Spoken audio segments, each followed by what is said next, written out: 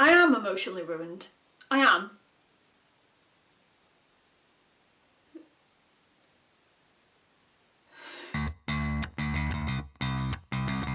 Hello everybody, it is Katie here, and after months of agonising delays, Chain of Thorns is finally upon us. So for those of you who have stuck around on my channel for a little while will probably know that The Last Hours was gearing up to be one of my favourite series from Cassie. I was very invested in the Last Hours series. I've said this before and I will say it again.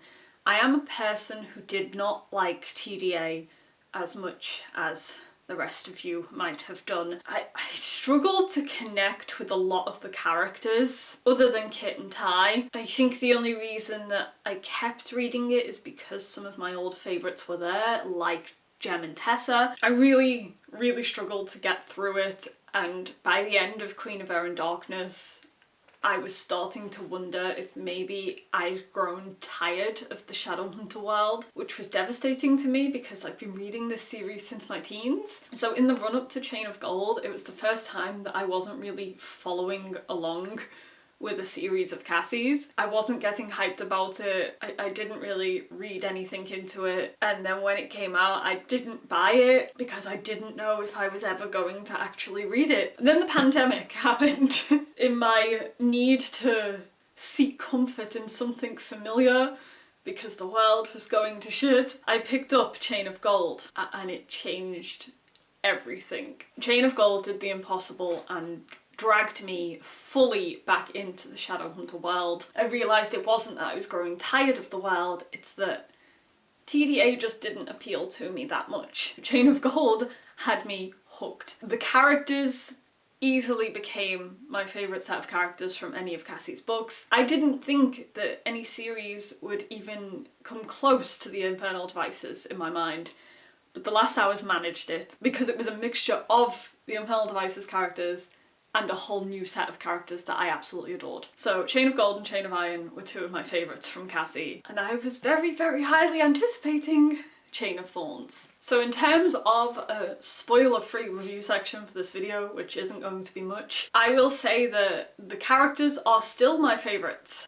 but I had issues with Chain of Thorns. Big glaring ones. And it's conflicted my thoughts. While the series overall might be one of my favourites, Chain of Thorns is definitely not one of my favourites, and I don't know how I feel about it as a conclusion. And so with that, I really don't think there is anything else I can say in a spoiler-free review because I just want to delve into it. But please do know that I do mean it when I say I adore the characters, and there were so many character-driven moments in this book that I absolutely loved. It's just a couple of other things that... So yeah, if you haven't read the book, then please click off the video so you don't get spoiled. Unless, of course, you do want to be spoiled, in which case stick around, go ahead. I'm gonna jump right in with spoilers now. So I am gonna start with the big thing. One of my main issues with the book, and I know it's something that happens close to the end, but I feel like if I don't talk about that first and foremost, then I won't get my feelings across properly. Normally, I do the positives first, I talk about what I love, and then I go to the issues, but this is such a big glaring issue that I have to just rant. Christopher Lightwood's death. I hated it so fucking much. So much that it tarnished the rest of the book for me. I am somebody who is not opposed to death in books. I understand that death has to happen. We need high stakes. It can't be happy endings for everyone. In fact, I absolutely adored it when Cassie just slaughtered Livy at the end of Lord of Shadows because it shook me to the core and it made for an excellent plot twist, and yeah, it just proved that we do need major character death sometimes. But Christopher was not a death that we needed in the slightest. You can't even say that I'm being biased because I loved Christopher, because I did love Christopher, but I loved him just as much as I loved anyone else. Going into the book, he was a character I was really excited for, and then we didn't really get to see that much of him in Chain of Gold. But then the more the series grew on, the more I got attached to him, and then we got more from his perspective in Chain of Thorns, and I got really attached. I got shockingly attached to him and Grace. Let me quickly cover my relationship with Grace. For anyone that doesn't remember, in my previous reviews for the series, I hated Grace Blackthorn. She was a thorn in my side. She annoyed me so much because of the bracelet and just the way she got in the way. Then I started to feel a little bit sorry for her in Chain of Iron, but I wasn't fully sympathetic. I still didn't really like her. And then, shockingly, in Chain of Thorns, I grew to absolutely adore her.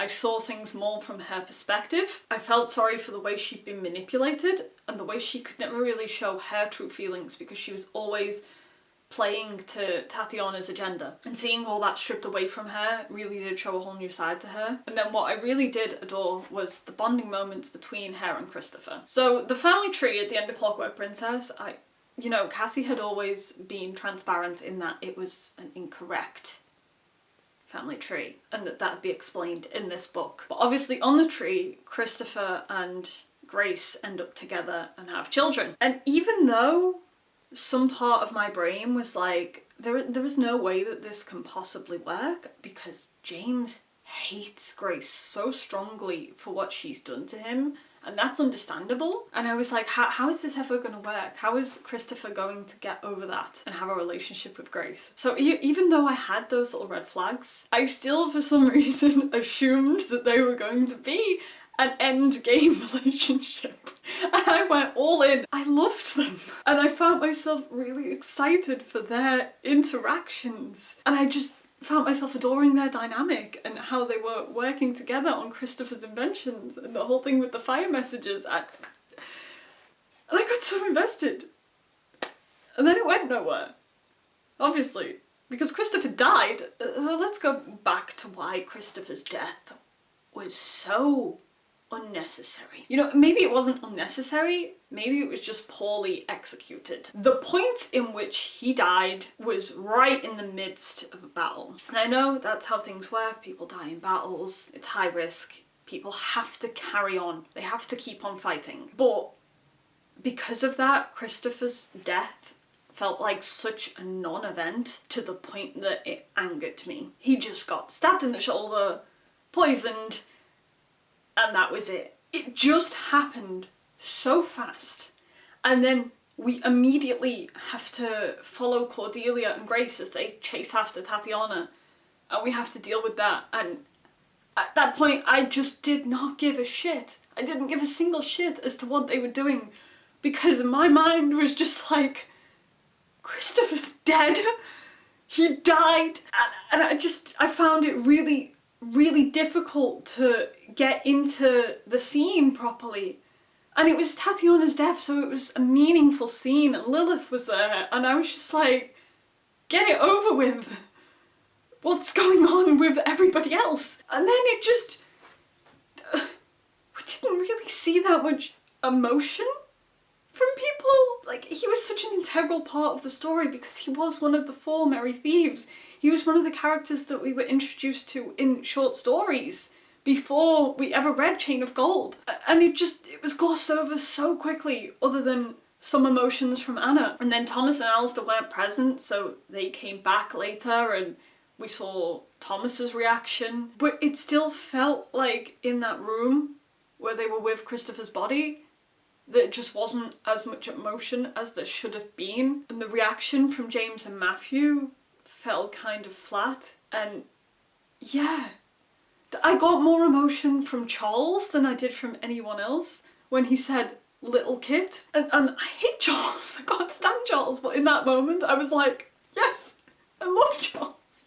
And then we have the thing that angered me most of all about this whole situation. Belial comes in and we have this horrific scene where he's taking over bodies of mundanes in order to speak, and that was such a massively horrific scene, and it was also fantastically written, like it was chilling, but again, I didn't really feel the emotion of it because I was still reeling from Christopher's death. And so he makes the bargain with James, and James goes off to Eden, but Matthew jumps in and goes with him.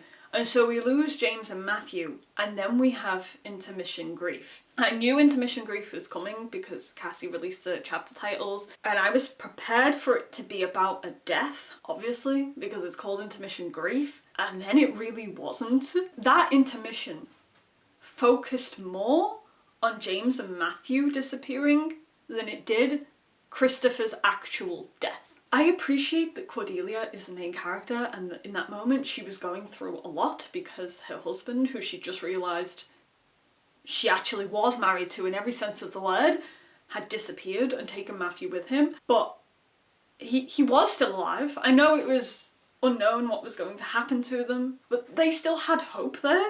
The actual grief was about Christopher, who was not coming back. He was gone. And it was just so glossed over. We had like a couple of moments of Anna being upset, and that was it.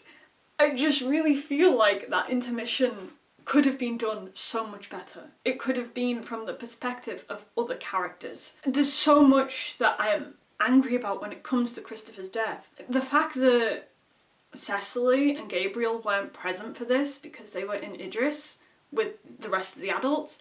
We never got to see their reaction to their son's death. And I know it's not their story, they had their time in the Infernal Devices, but they are still characters that we care a lot about. And to not see their grief over losing their son was just, it felt like a lost opportunity. And then yeah, it immediately went back to dealing with James and Matthew, and I couldn't. I had to put the book down after intermission grief, and I was dreading going back to it because I was just like, how am I going to get through the next 200 pages of this fucking book after that? And it expected us to move on quickly. There was just no time to process it, and I'm so conflicted about it because I know that's realistic with the death in battle, but Christopher is a main character and we should have had time. I just feel like a death of that magnitude should have happened closer to the end of the novel, where we could completely feel the weight of it. It truly felt like the only grief we got to see was from Anna, Grace, and a bit of Thomas. The scene with Grace where he appeared as a ghost was so gorgeous, and it felt like finally somebody was able to say a proper goodbye to him. But at the same time, it was a scene with just Grace. He never got to appear to the friends and family he'd had since birth. And it felt weird. I'm just so sad and angry about that entire situation. And I will shut up now because otherwise my entire review is just going to be me ranting about that one specific thing. But it was a huge thing, and it did tarnish the rest of the book for me. And yeah, it felt really, really pointless. So on to the next big glaring issue I had that I can't really gloss over, I need to discuss, is the terribly placed love triangle. I said at the end of my Chain of Iron review, when Matthew went off to Paris with Cordelia, that I really didn't want that as a romantic thing, and that I was going to be disappointed if it was. And it was romantic, and I was disappointed. I think it's the most pointless love triangle we've ever had in a Shadowhunter series. It genuinely didn't need to be there. What was there to gain from that love triangle, please? Nothing. Matthew's story should have focused solely on his journey to accepting the mistake that he'd made and forgiving himself, and his battle with addiction, and his bonds with everyone. I just don't think that love triangle with Cordelia was necessary. It felt so flat. It felt like it was just there because. No reason. And I know there are people out there that actually did enjoy that aspect of it, and they actually preferred Cordelia and Matthew, and that's fine if that's, you know, what you support, then I'm glad that you got some moments between them, but for me it just felt really unnecessary. And I'm just so disappointed because originally going into the series, Matthew was my favourite character, or like at least I wanted him to be, but then the more time went on, the more I just didn't enjoy him as a character. And then when Cordelia was romantically brought into it, that just made it worse. It kind of felt like they were leaning on each other for all the entirely wrong reasons, and it just annoyed me. And I felt like that ate up a lot of time in this story, because even though it's a book that's nearly 800 pages long, it still felt like we needed more time at the end. So I'm thinking that if that love triangle and that whole Paris subplot wasn't a part of things, we could have dealt with things later on in the story a lot better. So I'm kind of bitter that that ate up so much time, and I didn't feel anything between Matthew and Cordelia. And I never had in this series, which is why I really didn't want it to be a love triangle. It really was a case of been there, done that, I don't want to go through it again. And then to top that all off, I just wasn't satisfied with Matthew's ending for this story at all, because at the end it seems like he's still in love with Cordelia and he's still fighting to get over that, and it just...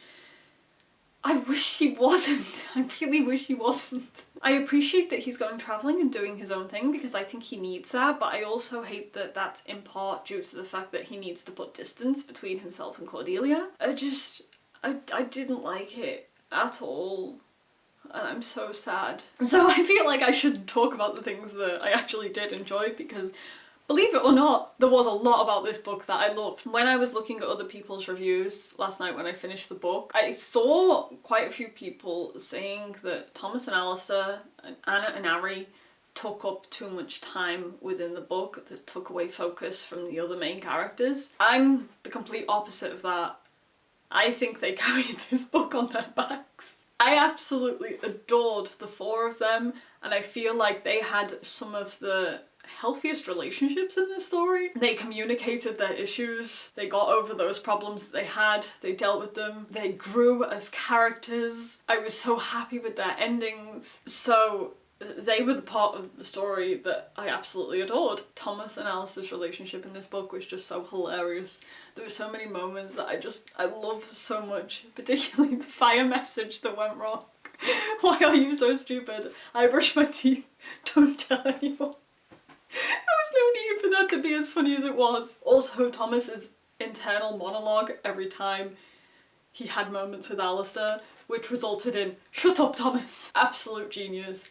I adore him so much. The scene in the library when they end up kissing for the first time since the start of this book, and you have Christopher just appearing like, "Stop shilly-shallying." I just love that their relationship was not a big deal. They bigged it up to be an issue in their heads, but it really wasn't. Christopher just solidified that, because, you know, he clearly knew what was going on there and he just didn't care. He wanted to get his research done. And then we had Anna and Ariadne, who then chose to go by Ari. We had so many gorgeous conversations between them. It finally gave them some character developments, which they both really needed. Ari taking charge of her own life was just so special. And so I know people thought that took up a lot of time in the book, but I personally think that it was necessary. More necessary than Christopher's death. So aside from those two, easily my favourite ship in this series has been Jessie and Lucy. I've just adored their story entirely. This book was so exciting because we got to see Jessie finally interact with everyone else, and those moments were just so special. Just hearing him chat casually to people as a living, breathing person deserve. He was definitely one of the shining lights in this book for me. His relationship with Lucy is just so gorgeous, so I have no issues with that at all. Then we have James and Cordelia, and I have loved them since Chain of Gold. Things went a bit haywire when it came to Matthew, but I still really do love James and Cordelia, and I love how they managed to work everything out in this book. It was about damn time for James to finally open up, even though it's thanks to Christopher and Grace that Cordelia found out, because Christopher and Grace are the unsung heroes of this book. So seeing them finally be honest with each other was such a lovely moment. I specifically appreciated the scene in the bath between them, because it was so wholesome and domestic and what they deserved. I do, however, think it was a mistake to have Cordelia basically be out of action for this entire book, because she couldn't wield Cortana, and she's such a strong-headed character and she's always in the fray of battle, and to have that taken away from her in this book, it meant that she was on the sidelines a bit more, which I didn't like. So then we have working things out with Matthew for both of them. I did love the scenes with Matthew and James and Eden.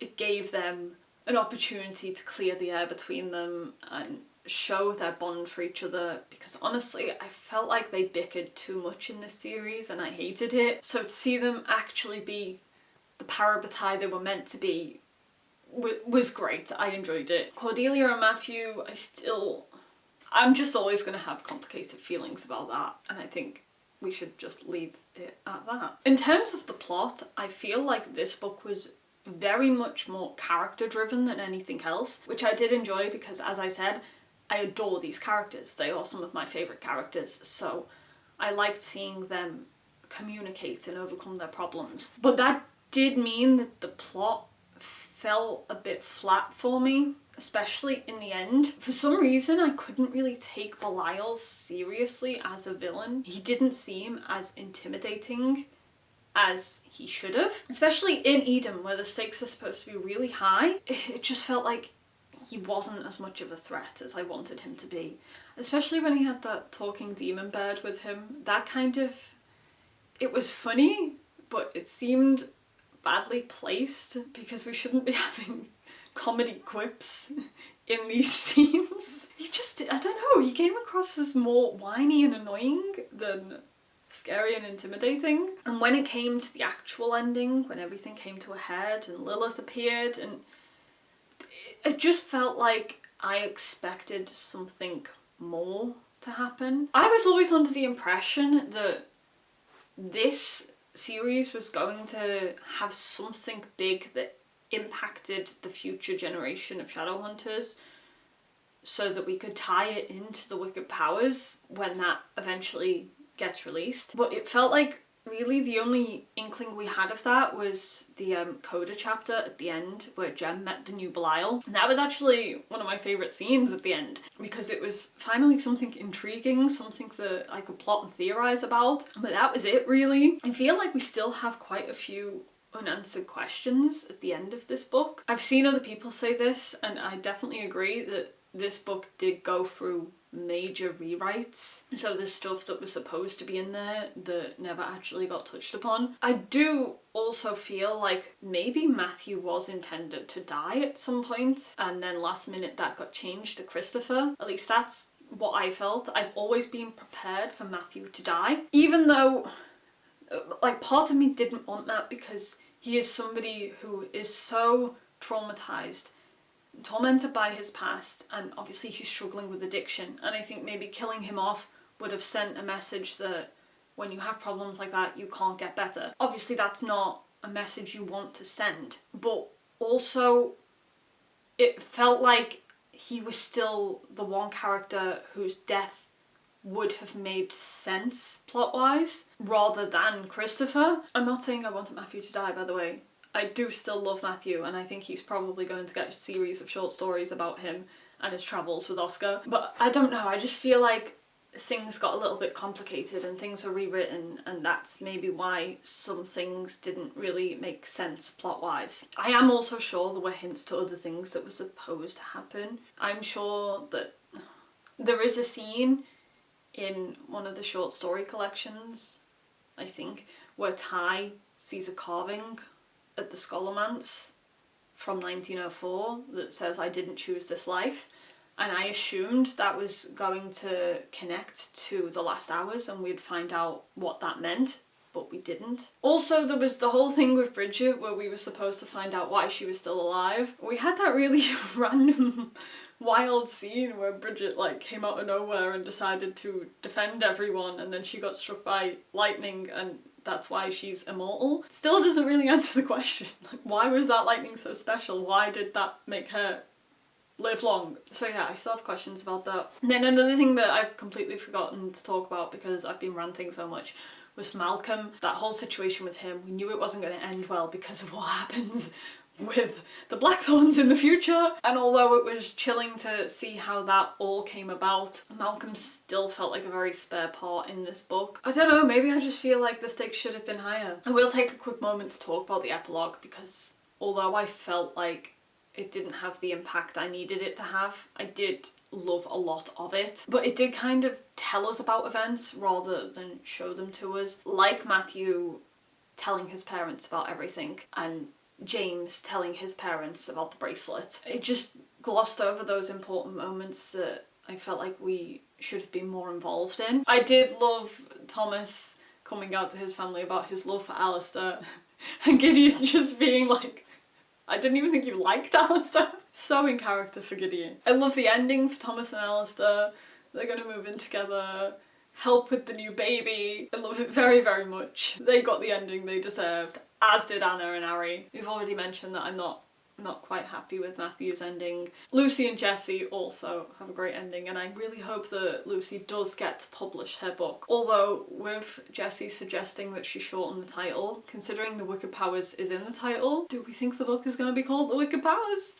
I'm still devastated that we didn't get to see a funeral scene for Christopher, and we never really got anything from Gabriel and Cecily after that. So yeah, a little bit mad. He really was just treated like a spare part. And then there's Grace, and despite everything, my complicated relationship with her, I'm very glad that she got out of this alive, because somebody has to carry on with Christopher's work, since it can't be Christopher. I mean, really, it should be the two of them.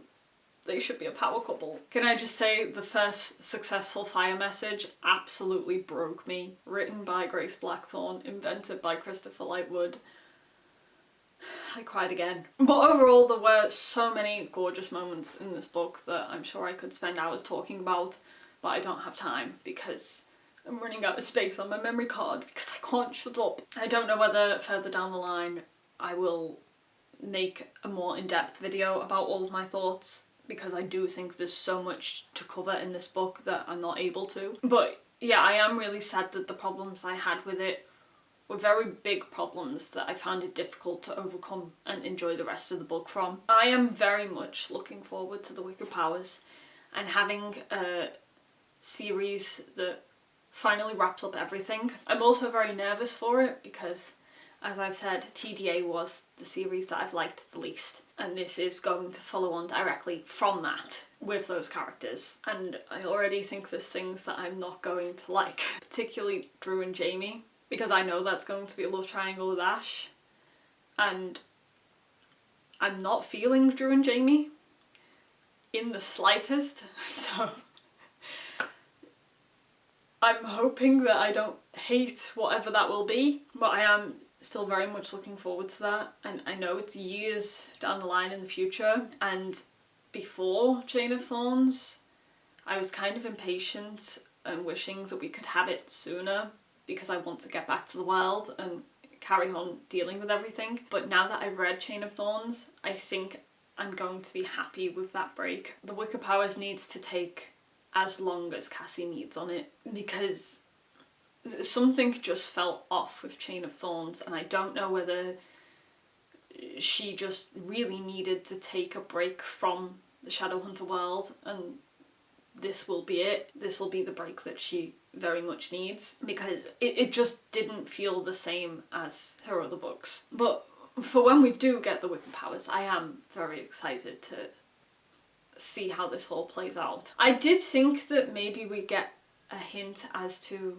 the overall villain and maybe a little bit about the plot for the Wicked Powers in this book, but we didn't. I am thinking that it's going to be Lucifer, so I guess we'll just have to see. But yeah, there's still so much that I need to talk about when it comes to Chain of Thorns, but I definitely need to sit down and fully think it over, write out notes, because I just came into this review completely unhinged, no plan, I just wanted to talk, and I've done that. So yeah, my favourite set of characters, but not my favourite book, not by a mile. Moments I absolutely adored and was so grateful for, and the moments I hated and will never get over. Yeah. So yeah, that's about it. I should wrap this up. My throat is very sore. Please do let me know all of your thoughts and feelings on this book. I am sure there's a lot of people who disagree with me entirely, and that's fine, because we are all entitled to our own opinions, and these were mine. But feel free to discuss anything and everything. Thank you guys so much for watching. I will see you next time. Bye!